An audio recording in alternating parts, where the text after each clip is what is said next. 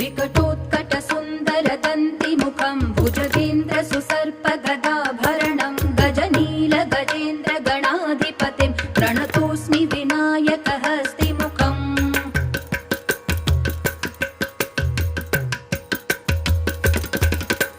सुरसुरगणपति सुन्दरकेशं ऋषि गणपति यज्ञसमानं भव भव गणपति पद्मशरीरं जय जय गणपति दिव्य नमस्ते गजमुखवक्त्रं गिरिजापुत्रं गणगुणमित्रं गणपतिमीशप्रियं गणपतिमीशप्रियं